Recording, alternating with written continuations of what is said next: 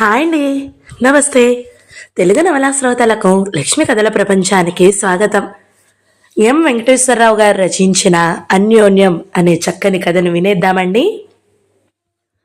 అనవసరంగా ఎవరికీ ఫోన్ చేయని ప్రశాంత్ ఆ రోజు చెల్లెలికి ఫోన్ చేశాడు. అందులోనూ రాత్రి 7 గంటలకు చేయడంతో ఆశ్చర్యపోయింది శ్రావణి. హలో అన్నయ్య, చెప్పు. శ్రావణి, నాన్న ఉదయం నుంచి కనిపించడం లేదు. ఆ ఏదైనా ఊరు వెళ్ళారేమో. ఏ ఊరు వెళ్ళలేదు. సెల్ ఫోన్ కూడా ఇంట్లోనే వదిలిపెట్టి వెళ్ళారు. ఆయన బయటికి వెళ్లే చోట్లన్నీ వెతికాను అన్నాడు కంగారుగా. ఇంట్లో ఏమైనా గొడవ జరిగిందా? ఎప్పటిలాగే నాన్నకి అమ్మకి పొద్దున్న ఏదో గొడవ జరిగిందట. దానికి అలిగి వెళ్ళిపోయాడు. అవునా? అంతా తలరాత. ప్రతిరోజు వాళ్ళిద్దరికీ ఏదో ఒక గొడవ లేనిదే నిద్ర పట్టదు అన్నాడు ఆవేదనగా. సరే అన్నయ్య, నేను ఆయన ఇప్పుడే బయలుదేరి వస్తున్నాం అని ఫోన్ ఆఫ్ చేసింది శ్రావణి. కృష్ణమూర్తి రైల్వేలో 35 ఏళ్లు ఉద్యోగం చేసి రిటైర్ అయ్యాడు. 2 పిల్లలు, కొడుకు ప్రశాంత్, కోడలు కవిత, కూతురు శ్రావణి, అల్లుడు శ్రీధర్. 4 సాఫ్ట్వేర్ ఇంజనీర్లే, మల్టీనేషనల్ కంపెనీల్లో ఉద్యోగస్తులు. శ్రావణి భర్త అత్తమామలతో బేగంపేటలో ఉంటుంది. ప్రశాంత్ మణికొండలో భార్యతో తల్లిదండ్రులతో కలిసి ఉంటున్నాడు. ఇప్పుడు కవితకి 4వ నెల. రిటైర్ అయిన దగ్గర నుండి కృష్ణమూర్తికి శారదకి అస్సలు పడడం లేదు. ప్రతి చిన్న విషయం దగ్గర అభిప్రాయ భేదాలతో మొదలయ్యే గొడవలు పెద్ద యుద్ధాలతోనే ముగుస్తున్నాయి ఈ మధ్య. తల్లికి తండ్రికి గొడవలు విని విని ఎటూ చెప్పలేక అవస్థపడుతున్నాడు ప్రశాంత్. కోడలు కవిత నాకెందుకని మౌనంగా ఉండడానికి మనసొప్పక ఇద్దరికీ సర్ది చెబుతూ ఉంటుంది. కృష్ణమూర్తికి షుగర్, బీపీ, కొలెస్ట్రాల్ వంటి వయసుతో పాటు వచ్చే వ్యాధులు దండిగా ఉన్నాయి. సంక్రాంతి సమయం. పండగకి అత్తా కోడళ్ళిద్దరూ కలిసి అరిసెలు, లడ్లు చేశారు. సాయంత్రం ఇంటికి వచ్చిన ప్రశాంత్కి అరిసెలు, లడ్డూ పెట్టి కృష్ణమూర్తికి జంతికలు ప్లేట్లో తెచ్చిచ్చింది శారద. నాకు లడ్డు, అరిసె ఇవ్వచ్చుగా అన్నాడు కృష్ణమూర్తి. డాక్టర్ ప్రవీణ్ని పిలవమంటారా? మీరేం తింటున్నారో ఆయన స్వయంగా చూస్తాడు. మీ షుగర్ లెవెల్స్ ఎందుకు తగ్గడం లేదో ఆయనకు అర్థమవుతుంది అంది శారద. నిన్నడిగాను చూడు, నన్ను నేను అని బయటికి వెళ్ళిపోయాడు కృష్ణమూర్తి. ఏంటమ్మా, ఒక లడ్డూ తినడంత మాత్రాన షుగర్ సడన్గా నార్మల్ అవుతుందా అన్నాడు ప్రశాంత్. ఆయన షుగర్ లెవెల్స్ ఎంతున్నాయో నీకు తెలుసా? HbA1c 10కి చేరుకుంది. ఆ విషయం ఆయనకి తెలుసు కదా. తెలిస్తే నాకెందుకు గొడవ అని గదిలోకి వెళ్ళిపోయింది శారద. సాయంత్రం కృష్ణమూర్తి ఇంటికి రాగానే కవిత, మావయ్య మీకోసం షుగర్లెస్ లడ్డూ చేశాను, తిని చూసి ఎలా ఉందో చెప్పండి అని ప్లేట్లో పెట్టించింది.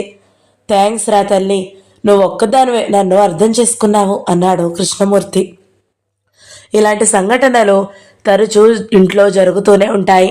కాకపోతే కొన్ని కామెడీగా ముగిస్తాయి, మరికొన్ని కోపతాపాలతోటి అంతమవుతాయి. అలాంటిదే ఈరోజు జరిగింది. దాంతో కృష్ణమూర్తి కోపంగా ఇంటి నుంచి వెళ్ళిపోయాడు.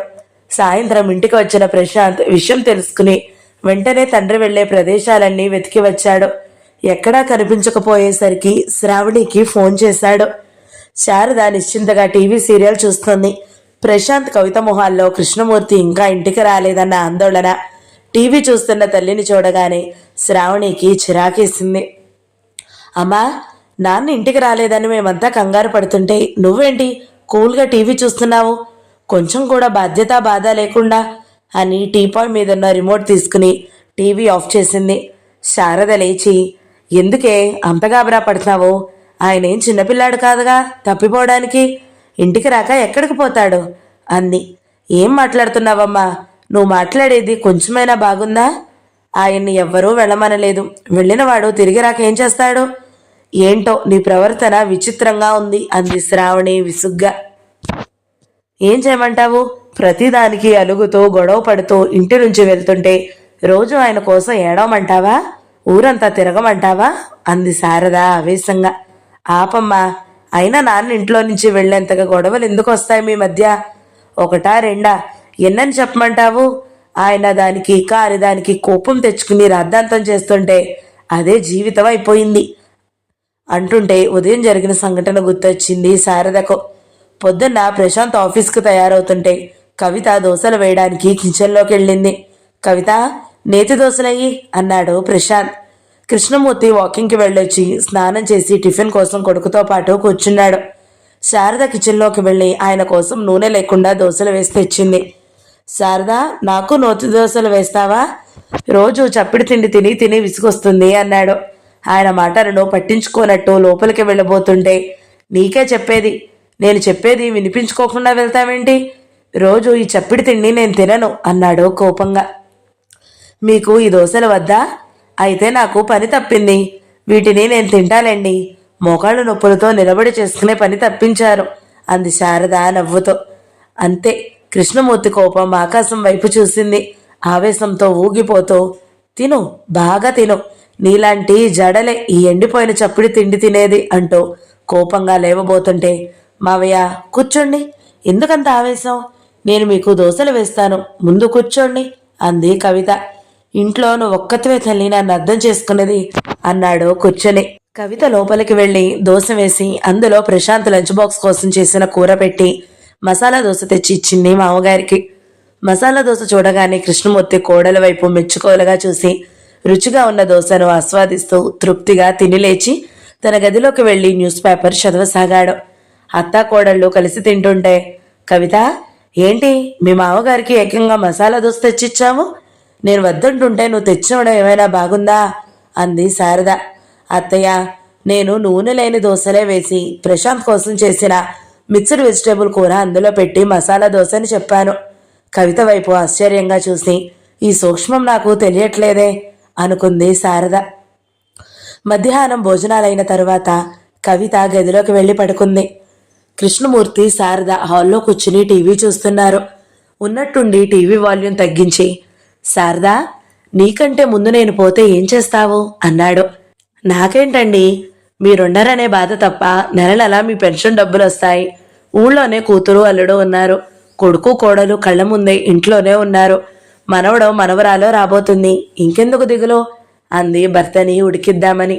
అంతే, బేతాళం మళ్ళీ చెట్టెక్కింది. అంటే నేనెప్పుడు పోతానా అని చూస్తున్నావా? అత్త ఎప్పుడు చేస్తుంది, అరుగు ఎప్పుడు ఖాళీ అవుతుంది అన్నట్టుంది నీ వాలకం అంటూ పెద్ద పెద్దగా అరుస్తుంటే, పాపం కవిత ఇప్పుడే పడుకుంది, అరవకండి అంది శారద. అయినా కృష్ణమూర్తి ఆపకపోయేసరికి పక్కనున్న పాత వీక్లీ తీసుకుని చూస్తుంటే, నేనిక్కడ పిచ్చోడిలా వాగుతుంటే నువ్వు పుస్తకం చదువుతావా అని భార్య చేతిలోని వీక్లీ లాక్కుని చింపి మూలకి విసిరేశాడు. అబ్బా, అరవకండి, కవిత పడుకుందని చెప్తున్నా కదా అని చేతులు జోడించింది. అయినా ఆపకపోతుంటే చిరాకొచ్చి గదిలోకి వెళ్ళి మంచం మీద నడుము వాల్చింది. కాసేపట్లో కన్ను మలిగింది. సాయంత్రం కవిత కాఫీ తీసుకొచ్చి లేపేసరికి మెలకు వచ్చింది. నాకప్పుడు చెప్పింది కవిత ఆయన ఇంట్లో లేడని అని చెప్పడం ముగించింది శారద. కొడుకు కూతురు ఆశ్చర్యంగా వింటుంటే అల్లుడు శ్రీధర్ కల్పించుకుని, ప్రశాంత్, జరిగిందేదో జరిగింది, ఇప్పుడు మావయ్య ఎక్కడికి వెళ్ళుంటారో ఏమైనా ఐడియా ఉందా అని అడిగాడు. అంతలో పక్కింటి 10 ఏళ్ల కుర్రాడు బాల్ ఇటువైపు పడ్డదని వచ్చి తీసుకెళ్తాం, కవితక్క, మీ ఇంట్లో ఉండే తాతయ్య పార్క్లో ఉన్నాడు అన్నాడు. అందరూ ఆశ్చర్యంగా వాడి వైపు చూశారు. నిజంగానా? సరిగా చూసావా అంది కవిత. అవును, మీ ఇంట్లో తాతయ్యే. నేను ఇప్పటిదాకా పార్క్ పక్కన గ్రౌండ్లో క్రికెట్ ఆడుకుని వచ్చాను, వచ్చేటప్పుడు చూశాను అన్నాడు. వెంటనే బావమరుదులిద్దరూ వెళ్లి కృష్ణమూర్తిని సమాధానపరిచి ఇంటికి తీసుకొచ్చారు. శారదా కృష్ణమూర్తి ఒకరినొకరు భద్రశత్రువుల్లా చూసుకున్నారు. రాత్రి భోజనాలప్పుడు, ఏంటి నాన్న, అమ్మ ఏదైనా తెలిసి తెలియక అంటే చూసి చూడనట్టు విని వినినట్టు వదిలేయాలి, కానీ ఇలా ఇల్లు వదిలి వెళ్ళడం, అలగడం, అరుచుకోవడం ఈ వయసులో మీకు బాగుందా అంది శ్రావణి. అమ్మా, నువ్వు కూడా నాన్న ఏదైనా అంటే కాసేపు మౌనంగా ఉంటే సరిపోతుంది. పిల్లలం, మేమేదైనా గొడవలు పడితే పెద్దవాళ్లుగా మీరు సర్ది చెప్పాలి, కానీ మన ఇంట్లో రివర్స్లో ఉంటుంది. అసలే కవిత ప్రెగ్నెంట్ కూడా, కాస్త అర్థం చేసుకోండి అన్నాడు ప్రశాంత్. భోజనం చేశాక కూతురు అల్లుడు వెళ్ళిపోయారు. రాత్రి బెడ్రూమ్లో, వీళ్లతో పడలేం కవిత, వయసైన కాలంలో కృష్ణారామ అనుకుంటూ ఏ టీవీనో చూస్తూ కాలం గడపకుండా టామ్ అండ్ జెర్రీలా ఎప్పుడూ గొడవలేంటి, నాకు పిచ్చెక్కుతుంది. ఇంకోసారి ఇలా జరిగితే మనమే ఎక్కడికైనా ట్రాన్స్ఫర్ చేయించుకుని వెళ్ళిపోదాం అన్నాడు ఆవేశంగా ప్రశాంత్. అలా అనుకో ప్రశాంత్, ఈ పెద్ద వయసులో వాళ్ళిద్దరిని ఒంటరిగా వదిలి మన తోవన మనం వెళ్ళిపోతే వాళ్ళ బాగోగులు ఎవరు చూసుకుంటారు? చిన్న వయసులో నువ్వు మీ చెల్లి ఎంత గొడవ చేసుంటారు. అప్పుడు మీ ఇద్దరిని వదిలి వాళ్ళు ఎక్కడికైనా వెళ్ళారా, లేక మిమ్మల్ని హాస్టల్కి పంపారా? పెంచి పెద్ద చేసి ప్రయోజకులను చేయలా? అలాగే ఇది కూడా అంది కవిత.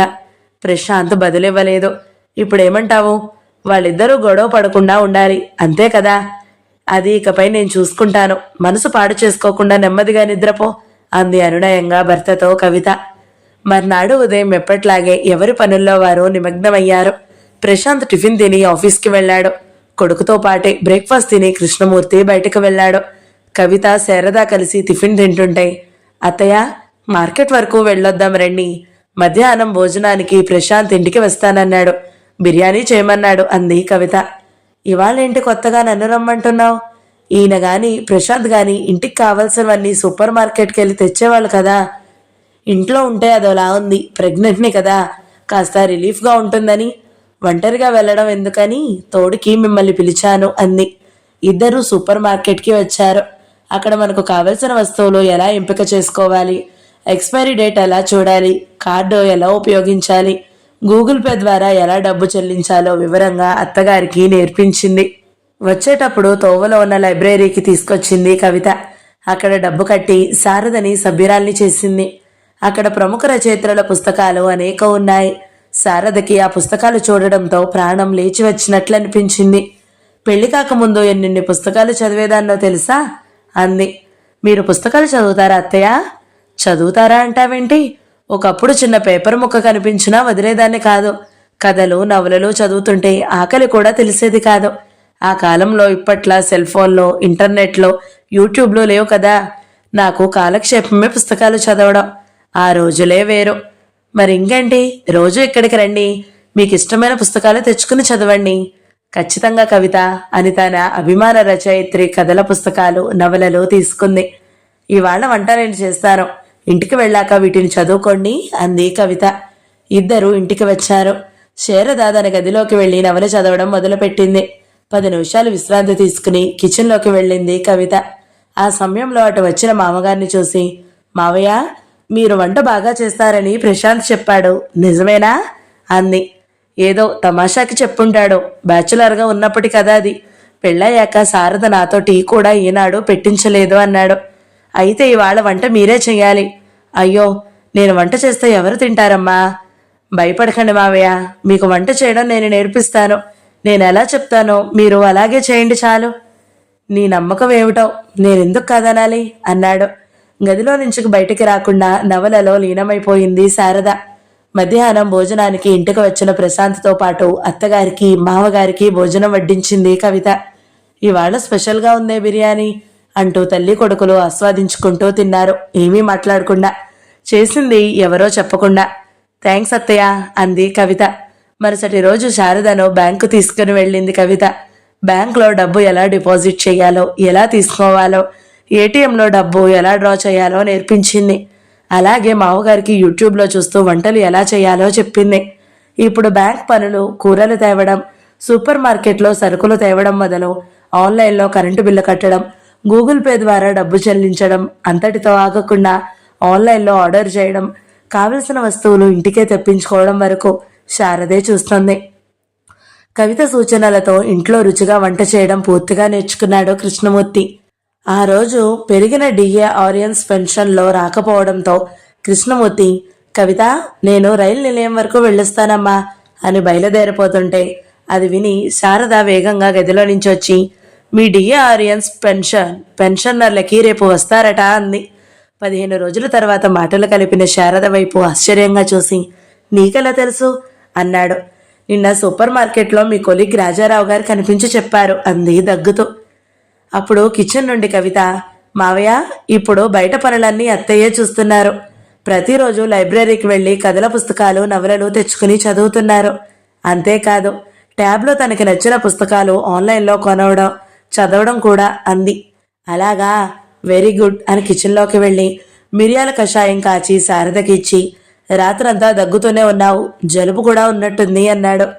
కవిత, ఇప్పుడు కషాయం కాచావా? నీకెందుకమ్మా శ్రమ అంది శారద. నేను కాదత్తయ్య, మావయ్య కాచారు. ఇప్పుడు మావయ్య కాఫీ నుండి కషాయం వరకు వంటలన్నీ నేర్చుకున్నారు అంది.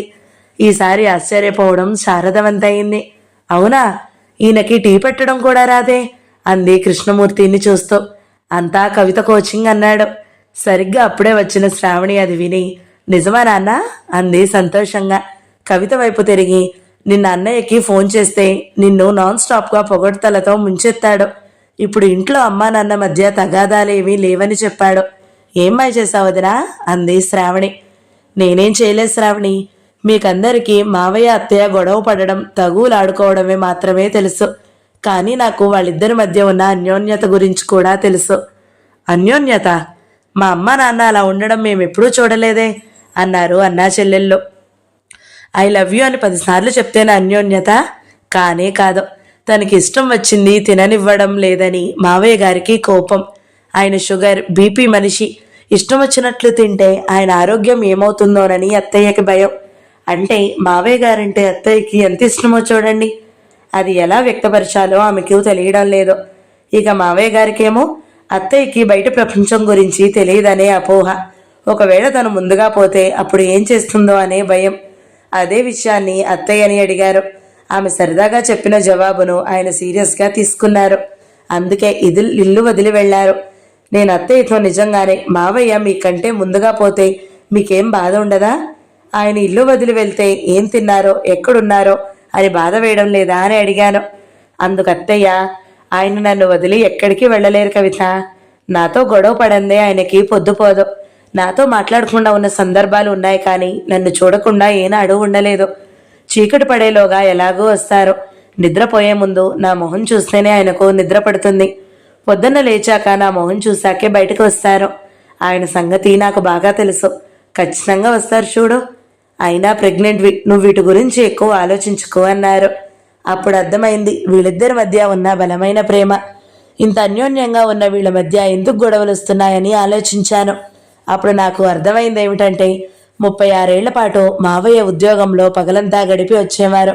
మిగిలిన కొద్ది సమయంలో కుటుంబ విషయాలు, పిల్లల బాధ్యతలతో గడిచిపోయేవి.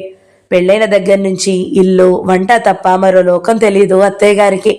మావయ్య గారికి ఇప్పుడు ఆఫీస్కి వెళ్లే పని లేకపోయినా బయట పనులకు మాత్రం ఇప్పుడు కూడా ఆయనే తిరగాల్సి వస్తుంది. అత్తయ్య వంట పని అంతే. ఇలా ఇద్దరూ ఒకే పని ఎన్నో ఏళ్లుగా చేస్తున్నారు. ఆ పని వాళ్ళకి ఇష్టమైనదే అయినా ఇప్పుడు బోర్ కొడుతుంది. ఒకే చోట కాళ్ళు ముడుచుకుని కూర్చుంటే కాళ్ళు తిమ్మెర్లు ఎక్కుతాయి. అదేవిధంగా ఒకే పని నిరంతరం చేస్తుంటే చేసే పని మీద ధ్యాస తగ్గుతుంది, విసుగు కలుగుతుంది. ఆ అసహనాన్ని సహజంగానే మన పక్కనున్న వాళ్ళ మీద చూపుతుంటాము. అత్తయ్య మావయ్య కూడా అదే చేస్తున్నారు. మనం లగేజ్ ఎక్కువసేపు పట్టుకోవాల్సి వస్తే చేయి మార్చుకుంటాం. ఇలా ఎప్పుడూ ఒకే పనిని చేసే వాళ్లలో ఒకలాంటి శూన్యత ఏర్పడుతుంది. దాని నుండి బయటపడాలంటే లగేజీ ఓ చేతి నుంచి మరో చేతికి మార్చుకున్నట్టే. వీళ్ళిద్దరి పనుల్లో మార్పు చేశాను. ఇప్పుడు బయట పనులన్నీ అత్తయ్య గారే చూస్తున్నారు. ఆమెకి ఇష్టమైన పుస్తకాలు స్వేచ్ఛగా చదువుకుంటున్నారు. మావయ్య గారు కూడా ఒకప్పుడు తనకిష్టమైన వంటని ఇన్నేళ్ల తర్వాత కొత్తగా చేస్తూ రిలీఫ్గా ఫీల్ అవుతున్నారు. ఇదే సీక్రెట్ అంది కవిత. కవిత మాటలు విన్న శ్రావణి, శ్రీధర్, ప్రశాంత్ నవ్వుతూ క్లాప్స్ కొడుతుంటే వాళ్లతో పాటు చేతులు కలిపారు కృష్ణమూర్తి, శారద. కథ సమాప్తం. ఈ కథ మీకు నచ్చినట్లయితే లైక్ చేయండి, షేర్ చేయండి, మంచి కమెంట్ పెట్టండి. ఎవరైనా మొదటిసారి మన ఛానల్ని చూస్తున్నట్లయితే సబ్స్క్రైబ్ చేసుకోండి. ఇలాంటి మరిన్ని వీడియోల కోసం మన ఛానల్ని సబ్స్క్రైబ్ చేసుకోండి. Thank you so much for watching. నమస్తే.